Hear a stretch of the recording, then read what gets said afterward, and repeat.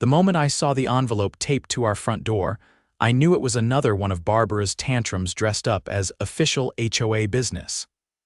My name's Nolan Granger, and my wife Tessa and I moved into the Willow Creek subdivision 7 years ago. At first, we liked it quiet, clean, family-friendly. Then Barbara showed up. Barbara Whitmore, president of the HOA, self-appointed queen of shrub placement, mailbox paint shades, and apparently now lawn gnome enforcement.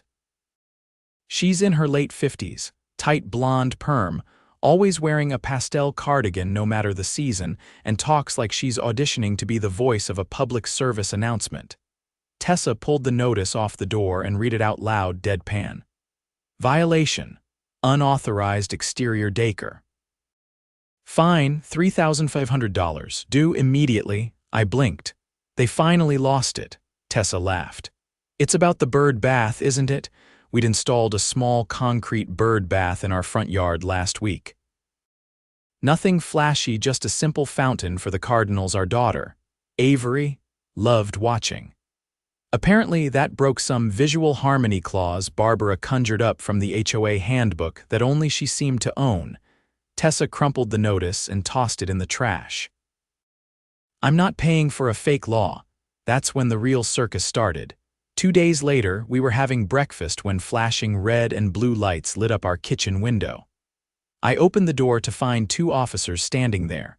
Behind them, arms crossed and lips pursed, stood Barbara. She's the one, Barbara said, pointing at Tessa like she was identifying a jewel thief. She's refusing to comply with HOA mandates. That's trespassing and property violation. The taller officer gave her a look. Ma'am, that's not a criminal matter, that's civil. Barbara's nostrils flared. But it's a violation of community standards. I stepped forward. Are you seriously wasting police time over a bird bath? Barbara jabbed a finger toward my wife. She's ignoring a legally issued fine. That's grounds for escalation. I want her removed from the property until she complies. The shorter officer raised an eyebrow. You want us to remove a homeowner from her own home because of a bird bath? Barbara started rambling about precedents and authority, quoting made-up bylaws. The officers exchanged a glance that said, "This lady's off her rocker." Ma'am, the taller cop said again, we're not arresting anyone over a neighborhood decoration disagreement. If you've got an issue, take it to small claims court. Barbara huffed and turned to us. Then I'll see you in court. And I'll make sure you regret disrespecting the HOA. Tessa calmly sipped her coffee.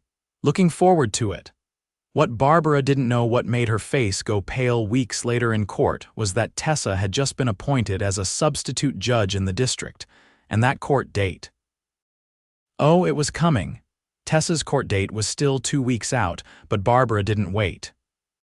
The morning after the police visit, we woke up to find a bright orange sticker slapped across our front window, right over the glass. Property in non-compliance subject to further action.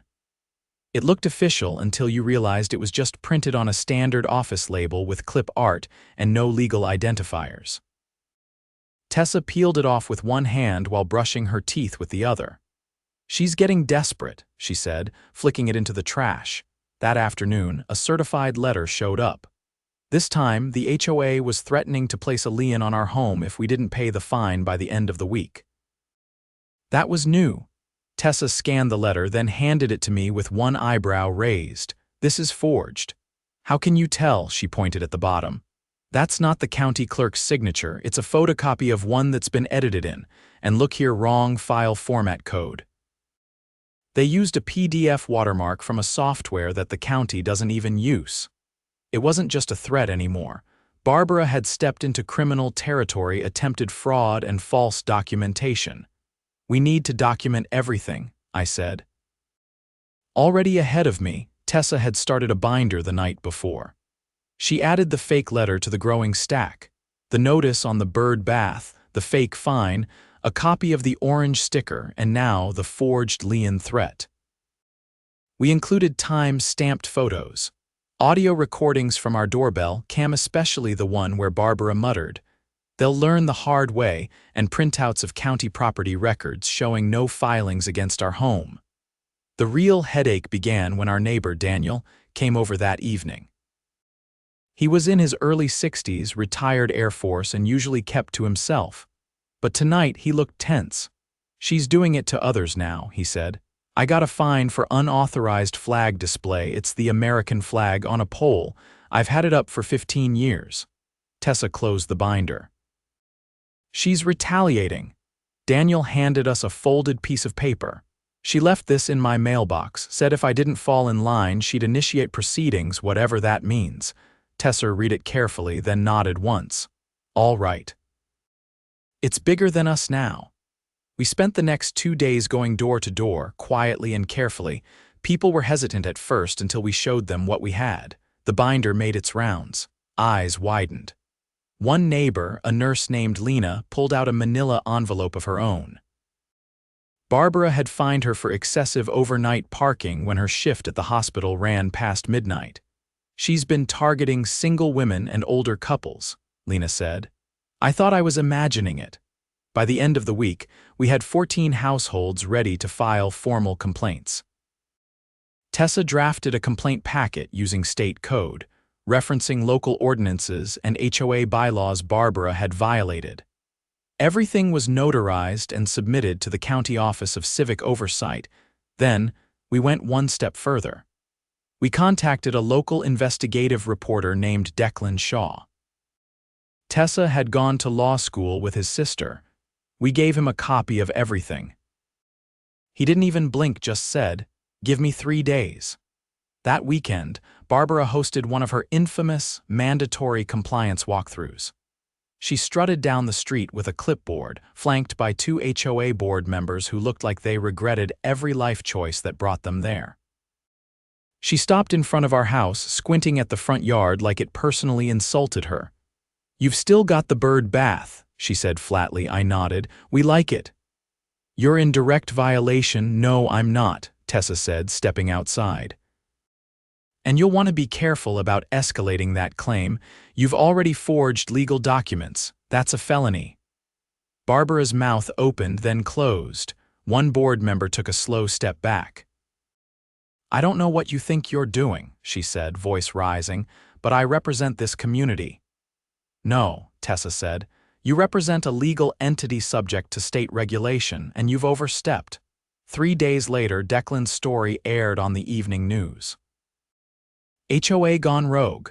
Residents expose fraud, forgery, and harassment in Willow Creek. The broadcast showed redacted portions of the forged lien letter, video of Barbara's sticker stunt, and interviews with neighbors who'd been fined for imaginary violations. Barbara tried to claim it was all a misunderstanding. She even staged a press statement from her porch, standing stiffly behind a podium she'd dragged out from her garage. But by then, the city had already launched a formal investigation. The day of the court hearing finally arrived. The courtroom was packed. Tessa wasn't presiding conflict of interest, but she sat next to our lawyer, calm and composed. Barbara walked in like she owned the place, wearing a burgundy suit that probably cost more than our mortgage payment. Her attorney looked like he regretted ever passing the bar. The judge, an older man with a dry sense of humor and zero patience for nonsense, read the charges slowly. Forgery of government documents, misrepresentation of legal filings, harassment through falsified fines, and abuse of HOA authority. Barbara looked at her attorney. "Wait, what?" "I thought this was about the bird bath." The judge didn't even blink. "The bird bath was the match. This is the fire." Our attorney stood. "We're submitting additional claims today, including civil damages and restitution for all residents affected by the HOA's fraudulent actions." Barbara's face drained of color. The judge nodded. "So noted. Miss Whitmore, you are hereby removed from your position pending full investigation. All enforcement actions by the Willow Creek HOA are suspended until further notice." She tried to argue, but the bailiff cut her off. "Ma'am, please return to your seat." That night, we hosted a barbecue. Daniel brought ribs. Lena made sangria. Kids ran through sprinklers, and the bird bath stood proudly in the center of the yard. Tessa clinked her glass against mine. Think she'll be back? I shook my head. Not after what the county found in her HOA expense reports. That was still trickling out, but whispers circled. Unauthorized travel, personal purchases billed to the HOA, and even a community development retreat that turned out to be a weekend spa trip. Barbara was facing more than just fines now, and the best part.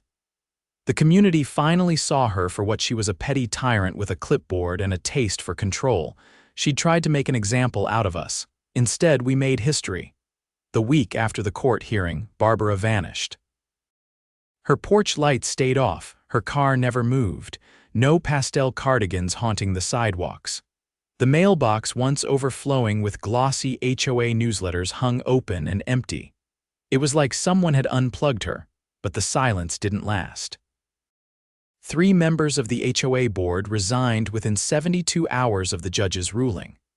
One of them, a guy named Carl who mostly nodded and signed whatever Barbara handed him, dropped off a flash drive at our door in a plain envelope. No note, just the drive. Tessa plugged it into her laptop and opened the files one by one. Meeting recordings, scanned receipts, spreadsheets with HOA dues, and a folder titled Consulting Fees. Her eyes narrowed at that one. She clicked it open. Inside were PDFs, monthly invoices from a company called Whitmore Strategies, LLC. The amounts ranged from $500 to over $2,000, billed to the HOA as governance consulting. Each invoice was signed by Barbara, each one routed to a personal bank account. She was paying herself, Tessa said, scrolling through the dates. Every month, sometimes twice. I leaned over her shoulder. That's embezzlement. Yep. Tessa copied the entire contents to a backup drive, then made 3 separate copies. One went to our lawyer. The second went to the county oversight committee. The third she mailed, certified, to the state attorney general. By Tuesday, 2 unmarked government sedans were parked outside Barbara's house. A woman in a charcoal blazer knocked. When no one answered, she handed a folder to the man beside her. He opened it, then made a call. That afternoon, Barbara's front door was breached by the sheriff's department. We watched from across the street. Not in celebration, there was no joy in seeing someone fall this far, but in vindication. She tried to weaponize power against the people she was supposed to serve, and now the law was finally catching up. Tessa folded her arms. I never thought I'd see them serve a search warrant in this neighborhood. They're not just searching, I said, nodding toward the evidence bags. They're building a case. The investigation widened quickly. Bank records, emails, a second laptop hidden in a locked cabinet, everything was seized. Residents who thought their dues were going toward community improvements found out nearly $75,000 had been funneled into Barbara's consulting company over the past 3 years. On Friday, the interim board called an emergency town hall at the community center. We showed up early and the place was already packed, standing room only.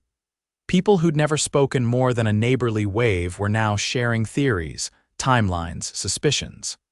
The interim president, a former accountant named Melanie, stepped up to the podium. Her voice shook, but her words were clear. We've confirmed that funds were misappropriated and we're cooperating fully with the district attorney's office. We're also launching a forensic audit of the last 5 years. Murmurs rippled through the crowd. Tessa stood and raised her hand. Melanie nodded to her. Has the board considered dissolving the HOA entirely? Tessa asked. At least temporarily until the audit is complete, Melanie hesitated. We've discussed it, but we need a majority vote from residents. Legally, it can't function without transparency and democratic oversight moving forward. Daniel, from 2 rows back, stood. Then let's vote. The room buzzed with agreement. Melanie scheduled the vote for the following week. In the meantime, the board suspended all dues collection and waived every outstanding fine issued under Barbara's tenure. Every single one. But the most unexpected development came Monday morning. A black SUV pulled up in front of our house. A woman stepped out, mid-40s, sharp suit, sharp eyes. She introduced herself as Special Agent Farrow with the FBI's White-Collar Crime Division. "We've opened a federal case," she said. "Your wife's documentation was pivotal." Tessa invited her in. Agent Farrow laid out a folder on the kitchen table. Barbara Whitmore used HOA accounts to apply for federal grants under the guise of community revitalization projects. She filed for 3 separate disbursements, totaling over $92,000. I blinked. She used fake projects? Worse, Farrow said. She submitted doctored photos of non-existent infrastructure repairs. Storm drain replacements, solar lighting installations, sidewalk renovations, none of which were done. But she had schematics, invoices, and reports, all forged. Tessa's jaw tightened. "That's federal fraud. And mail fraud, wire fraud, and misuse of public funds," Farrow said, "which is why we're taking over." Farrow asked for a formal statement from Tessa along with the digital backups. We handed them over. By the end of the week, Barbara was officially indicted on 6 counts of federal fraud and 2 counts of embezzlement. The indictment sent shockwaves through the community. News vans returned, but this time, the story was bigger than neighborhood drama. It was a federal takedown of a corrupt official hiding behind HOA bylaws. Barbara's mugshot hit the local news. No pastel cardigan. Just a blank county-issued jumpsuit and eyes that didn't quite know where to look. The vote to dissolve the HOA passed with 91% approval. The remaining 9% abstained. Not a single no vote. Melanie stepped down after the vote. "I'm not interested in rebuilding this," she said. "People need time to heal." Not more rules. Without the HOA, a strange thing happened. People started helping each other. Daniel fixed his neighbor's fence. Lena organized a block party for the kids. Someone even repainted the faded community welcome sign voluntarily. That Saturday, we hosted another cookout. No speeches, no planning. Just burgers, music, and people finally breathing easy. Avery ran through the yard with her friends, tossing breadcrumbs into the bird bath. Tessa leaned against the porch railing, watching the neighborhood come back to life. "I didn't expect it to end like this," she said. "It hasn't ended," I told her. "We just started something better," she nodded, thoughtful. Maybe that's what Barbara never understood. Rules don't make a community, people do. The bird bath stayed, so did the flag at Daniel's place. So did the nurses, the veterans, the families Barbara tried to squeeze into submission.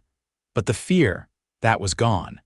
And for the first time in years, Willow Creek felt like home. By early fall, Willow Creek looked different. Not physically, the houses still lined the cul-de-sac in their neatly spaced rows. The trees still arched over the sidewalks, but something underneath had shifted. The people were lighter. Doors stayed open longer. Mailboxes weren't stuffed with threats disguised as newsletters. But the story wasn't over. Not yet. One Thursday morning, a plain manila envelope arrived at our door. No return address, no postage, just hand-delivered and tucked behind the doorframe. Tessa opened it while I was still nursing coffee. Inside, a stack of typed pages, a USB flash drive, and a single sticky note with the words, "You need to see this." She read the first page, her eyebrows pulled together. "What is it?" I asked. She didn't answer right away, flipping to the second page, then the third. Her hand lowered slowly, eyes hardening. She was digging up personal records, private files, on residents. She turned the pages toward me, copies of what looked like background check reports. Some were incomplete, some more detailed than they had any business being. One was on Daniel. A decades-old citation from a training accident was highlighted in red. One on Lena included her divorce records. Another had financial data on a single mother who lived at the far end of the street, her credit history, her employer, even her child's school. "There's no way she got these legally," Tessa said. "These are confidential, some of them are sealed." I picked up the flash drive. "Whatever's on here, it's probably worse." We plugged it into Tessa's laptop. Video files loaded, first grainy, time-stamped recordings. At first, they looked like random security footage, but then we recognized the angles. She was using hidden cameras, I muttered. The videos were from inside the community center in the office, the hallway, even the private meeting room. One folder was labeled Board Strategy. Inside were recordings of Barbara instructing the other board members to preemptively flag certain homeowners for inspection. She mentioned names. Reasons included things like too mouthy, keeps asking about the budget, and didn't attend the holiday wreath workshop. Tessa clicked on an audio file. Barbara's voice crackled through the speakers. If we push them hard enough, they'll cave. Most people don't know what's legal and what isn't. If they don't pay, we escalate. If they complain, we isolate. Another voice, Carl, the former board member, replied, "That's not how this is supposed to work." Barbara snapped back. "That's exactly how it works when no one reads the bylaws." Tessa sat back in her chair, silent. Then she picked up her phone and called the district attorney's office. The investigator who'd originally helped with the embezzlement charges was transferred, but the new contact assistant, DA Kendra Lopez, took the call seriously. She asked Tessa to bring the envelope and drive to the courthouse that afternoon. We didn't even have to wait in the lobby. Tessa was escorted straight to Lopez's office, where a team of 2 analysts joined them. I stayed in the hallway, watching through the glass as they reviewed the files. Lopez called in a tech expert halfway through and made a second call I couldn't hear, but it was short and firm. When Tessa came back out, her expression was unreadable. "They're opening a new case," she said. "Wiretap violations, data theft, unlawful surveillance. The federal charges might expand." I asked how bad it could get. Tessa didn't answer right away. Then, she violated state and federal laws, and if she accessed sealed court records, that's a major breach. They're bringing in the state's cybercrimes division. By that weekend, the neighborhood was buzzing again, but this time, it wasn't rumors. The FBI returned, and this time they weren't just collecting old financials. They served a second warrant and seized the contents of a rented storage unit under Barbara's name 2 towns over. Inside, they found boxes of printed reports, surveillance equipment, and a personal notebook detailing resident pressure tactics. The notebook included a list titled Control Grid. Next to each neighbor's name, Barbara had written notes. Husband travels often, elderly, no family, on probation at work, barely making mortgage. There were nearly 50 names. The press didn't get wind of the storage unit for several days, but when they did, the fallout was instant. Every major news outlet picked up the story. HOA surveillance scandal, they called it. Reporters showed up in vans again, but this time they didn't need to knock on doors. Neighbors were ready to talk. People who'd once quietly paid fines now stood in front of cameras describing how they'd been monitored, manipulated, and targeted. Barbara's attorney withdrew from her case. A public defender was assigned, but even he requested a postponement after reviewing the evidence. When the grand jury convened, the list of charges read like a novel: identity theft, unlawful surveillance, wire fraud, misuse of federal funds, falsifying documents, obstruction of justice, and conspiracy to commit fraud. The trial was scheduled for early spring. Tessa was called as a witness not just for her role in exposing the fraud, but for her legal expertise in identifying the document forgeries. She testified calmly, professionally, dismantling Barbara's defense piece by piece. The most damning moment came when the prosecution played a video from inside the community center. Barbara, pacing in front of the board, said clearly, "If we control the flow of information, we control the behavior. People will do anything to keep their names clean." A hush fell over the courtroom. Even the judge leaned forward when Barbara took the stand. Her demeanor was unrecognizable. Gone was the confident, clipped tone. She spoke in half sentences, dodged questions, and at one point claimed the recordings were altered. But every file had been authenticated. The jury didn't buy any of it. The verdict came back, guilty on all counts. Barbara was sentenced to 18 years in federal prison, with no possibility of parole for the first 10. The judge called her actions a calculated abuse of authority fueled by arrogance and contempt for the very people she claimed to serve. The court also ruled in favor of a class action brought by over 40 residents. Damages were awarded collectively, and a court-appointed trustee was assigned to liquidate Barbara's remaining assets, including a second property purchased with HOA funds. Willow Creek didn't rebuild the HOA. Instead, the community formed a volunteer committee, no dues, no enforcement powers, just neighbors helping neighbors. They called it the Willow Circle. The name stuck. Daniel restored the old bulletin board at the park entrance and posted a handwritten sign: "No fines, no forms. Just community." Lena organized a spring fair with booths for local artists, food from resident-owned businesses, and a music stage run by teens from the high school. Kids hung paper birds from the trees in tribute to the bird bath that started it all. One afternoon, while walking past the park, I saw a man fixing the bench near the fountain. He looked up and nodded. "Didn't think we'd make it through that mess," he said. Tessa stepped beside me. "We didn't just make it through. We burned it down and built something better." He smiled and kept working. And that was the real win, not the trial, not the headlines, not even the sentencing. It was the sense that people no longer looked over their shoulders when they let their grass grow a little long or parked a truck in the driveway overnight. They looked forward. Justice didn't just arrive. It built a home.